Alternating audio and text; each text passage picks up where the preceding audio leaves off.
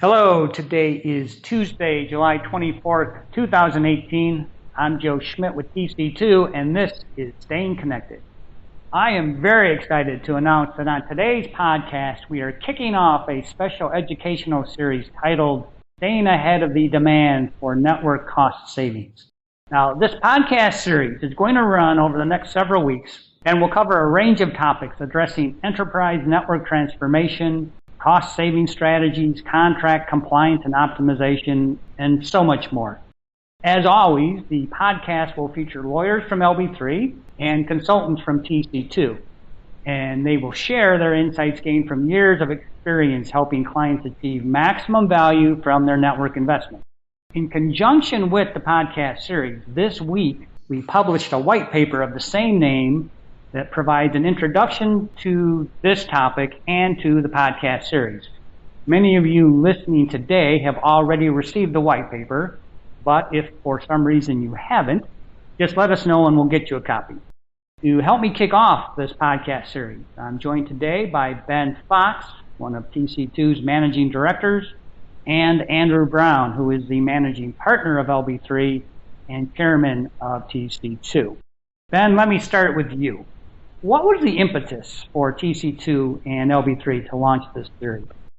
Hi, Joe. Yeah, the main stimulus was really simply how often our clients approach us with a need to suddenly save money due to some new company-wide cost-cutting initiative. And it almost seems that these kind of cost-cutting initiatives are a fact of life these days. Sometimes they seem to be motivated by a business downturn, sometimes a bad quarter, or just some market change in our client's business. But they always apply huge pressure for short-term cost savings, and it's almost always at the expense of longer-term strategic projects and investments. So we also find that for whatever reason, the network budget always seems to receive a disproportionate share of the cost savings target. I think there's a view that telecom pricing reduces over time due to Moore's law, which of course in some cases it does, and therefore the network budget is seen as easy pickings for reductions. But of course, it's not really that easy. If you want to get significant reductions, then you need competitive pressure. For example, you need to run a competitive procurement, or you need to implement new, more cost-effective technologies.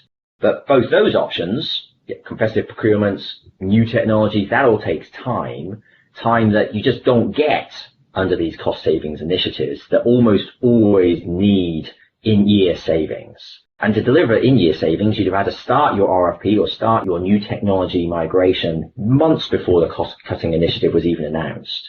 And it was in one of these discussions with a client where it kind of almost became a joke that you need to be able to see into the future so you can start your procurement or start looking at new technologies ready for that cost reduction initiative that you don't even know about yet. But then after that conversation, I started kind of thinking, really, not really acceptable to just wait until somebody demands cost savings before you actually start to think about cost savings. In reality, we should constantly be thinking about reducing costs, constantly focusing on driving continuous cost improvement. And companies that have that mindset, that constant focus on driving continuous cost improvements, they're the ones that are ready when the cost reduction initiative arrives, and they respond with multiple initiatives already in flight and already on track to deliver those in-year savings that are being demanded.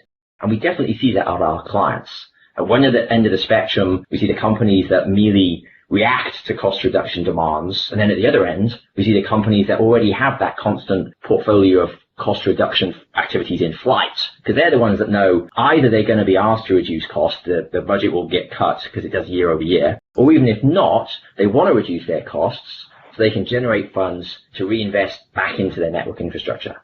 So I suppose, long story short, we want to cover a whole range of strategies and best practices in the Staying Connected series for driving continuous cost improvements.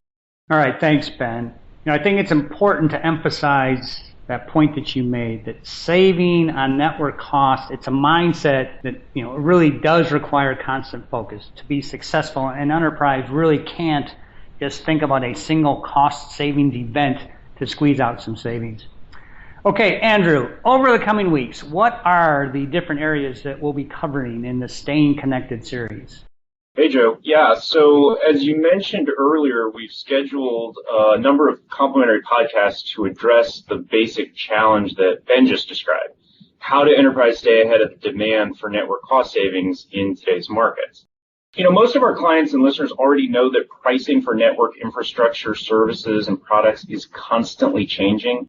So keeping pricing and contracts in line with the market, it doesn't just happen, nor does it result from bringing an expert for 2 weeks to fix a problem.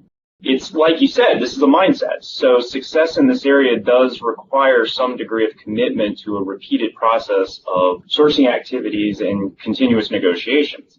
But that's just the general point. So we're going to cover some very specific topics that explain how to get there. And what we're going to cover in the coming weeks include, first, what are the latest network infrastructure pricing trends? What are the services seeing price stagnation? And where are the cost savings to be found in other services? And where can you really squeeze out more money in your network spend?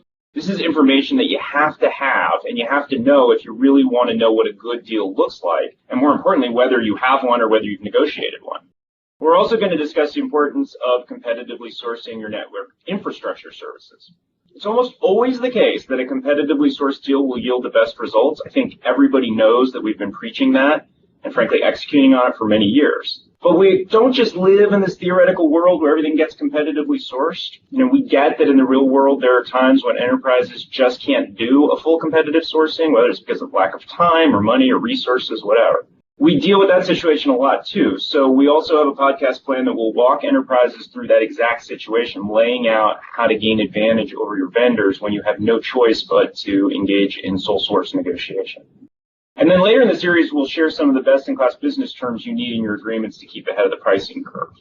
But wait, there's more. We also have a series of sessions that cover the much talked about and much hyped subject of technology transformation. We could probably discuss that subject for forever and a day, but what we're going to focus on is how embracing new technologies can drive some savings because they can be much more cost-effective than continuing use of legacy technologies. So we're going to be talking about some subjects like how transformation projects create an opportunity to leverage competition among vendors. We're going to dive into SD-WAN and Internet-first strategies, which, as everybody knows, is the transformation poster child in networking right now. And as part of that, we're going to talk about solutions for customers to make better use of lower cost bandwidth options. There's so much hype and overpromising right now from SD-WAN. We just want to make sure that folks understand it's not just as straightforward as switching out some MPLS circuits for Internet circuits. So we'll provide some actionable tips on how to develop and execute a real SD-WAN strategy, describing ways to source, contract, deploy, and manage an SD-WAN solution. We're also going to cover unified communications, which not new per se, but it still remains a key transformation focus for many enterprises. And of course, there's always the promise and frankly the potential for failure of deploying managed services or conducting a major outsourcing of your network services or the management of them. Enterprises often look to third parties to deliver transformation benefits more quickly and more efficiently than they think they can do it themselves. But those tend to be pretty complex relationships and complicated deals. So we'll look at how enterprises can leverage an evolving marketplace where, frankly, a range of smaller and nimbler service providers who specialize in individual technologies and services are winning growing market share from what are traditional carriers and systems integrators who still figure pretty prominently in the space. We're also going to spend some time on some of the housekeeping aspects that are necessary for driving this continuous cost improvement. So in particular, infrastructure optimization and contract compliance.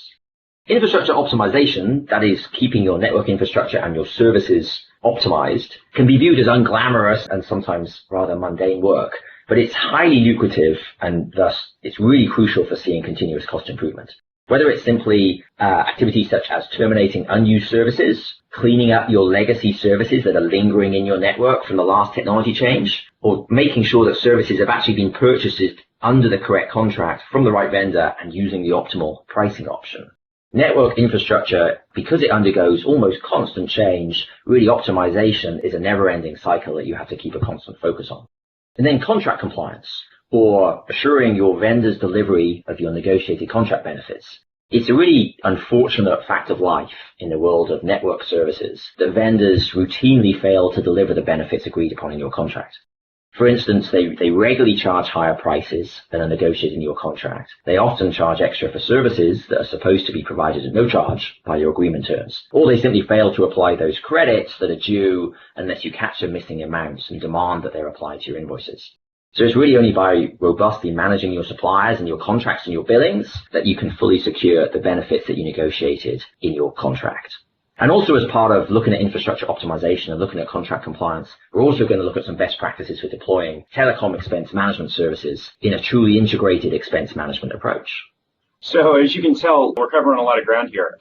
Each podcast, even though it covers a single discrete subject, taken together, we're going to lay out a comprehensive strategy showing how if an enterprise is commit to continuous cost improvement that includes and integrates some or all of the activities that we're describing, you can really achieve cost savings that are greater than you'd otherwise realize from just undertaking any single activity.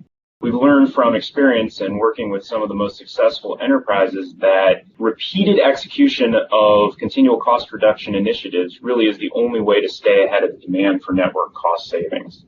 All right, great stuff. Thank you, Andrew. Thank you, Ben. And thank you to the listening audience. As you just heard from Ben and Andrew, this will be an informative and hugely beneficial podcast series that you are not going to want to miss. Our experts from TC2 and LB3 will be diving in and providing more detail on the topic that we just covered today and so much more. So please keep a lookout for messages from us that will provide links to the latest podcasts, or you can simply go to our website. And finally, if you'd like to learn more about best practices for ICT procurements beyond what we cover on the podcast, or if you'd like to discuss other ICT needs with Ben, Andrew, me, or any of our colleagues at LB3 and TC2, please give us a call or shoot us an email. And as always, you can stay current by checking out our websites or follow us on LinkedIn.